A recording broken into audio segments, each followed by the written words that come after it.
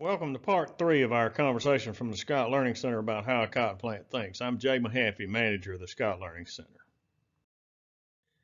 I thought we'd take the previous conversation we had and talk a little bit about what happens and why in a cotton field. This is an enlightening conversation in my view that helps us understand some of the management things that we apply to cotton fields and some of the thought process that goes into it. So let's talk about what happens and why. Why does cotton grow taller in response to higher population? I realize it's late in the year to be talking about population, but this is a foundational part of planning any cotton production system. Taller plants are the result of plant-to-plant competition. When you think about what happens, a plant is competing with its neighbor for resources, fertilizer, light, and all the things it takes to make seed, oil, and lint, which are the components of the crop that, number one, we harvest, but also helps the plant to reproduce and outcompete its neighbor. The plant, in short, says, I'll grow taller and outcompete the neighbor. This has implication to us practically from the standpoint of managing a given cotton field. I would also point out in this conversation that population is something on very aggressive growing soils with aggressive growing varieties that we can manipulate to make our management system a little bit easier, or our management easier through the year.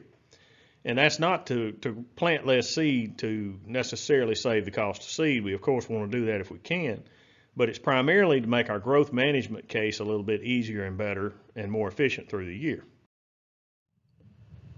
So I get a lot of calls during the summertime from a variety of people, and a lot of those calls are related to the fact that somebody will tell me all the squares falling off my cotton plants.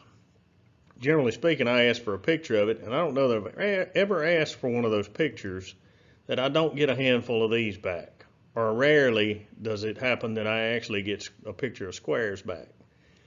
When you think about the issue at hand here, if you are 5 or 6 days post bloom, that is no longer a square, it's a bowl. And that is hormonally a different case than the squares over here on the other side. I will point out the fact that we do get some physiological square shed, particularly on very strong soils and strong production systems where we have a lot of rain and clouds and things early in the year. There are a lot of reasons that squares will shed.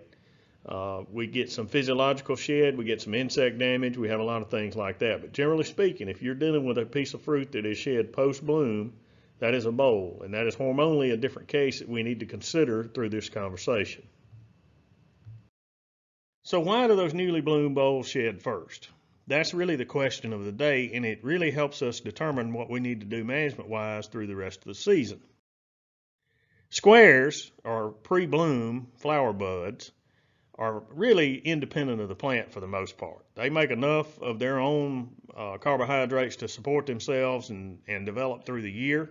But about 5 or 6 days post-bloom, the seed in bowls sends a signal to the plant hormonally that says, I have seed and lint in here and I need some sugar. I need the things that you're making to be able to fill this seed, make lint and oil and all the things associated with that. If the plant senses that I don't have a whole lot of sugar available, it will shed some of those bowls. This goes back and ties into that perennial nature of the plant that we discussed in some of our earlier conversation. The plant thinks I have very little invested in a square because they mostly support themselves. These new bowls are about to be a real drag on the energy I can reproduce. However, if I don't do it right now, that's okay. I'll do it later because I'm perennial and I'm indeterminate. That is the beauty of growing cotton. That's why we grow cotton in a lot of cases, as I've said a couple of times already in this series. The plant will stop its development, it will shed some fruit, it will wait on it to bloom, or wait on it to rain and the conditions turn better. All of a sudden it reblooms and starts to set more fruit. That's the beauty of cotton. So why does cotton grow taller in response to fruit loss? All of these things are really interrelated and they matter to us as managers. The taller plants are the result of excess available sugars. You can have all the energy available in the plant that would have gone into bowls. Well, no longer are those bowls there.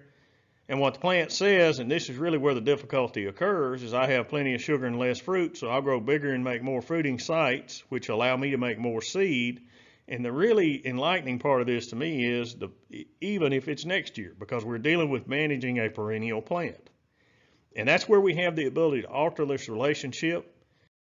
We get deeper into this series, and we'll have another part of it coming shortly. We'll talk about some of the alterations that we can make in the balance of the growth of the plant over time.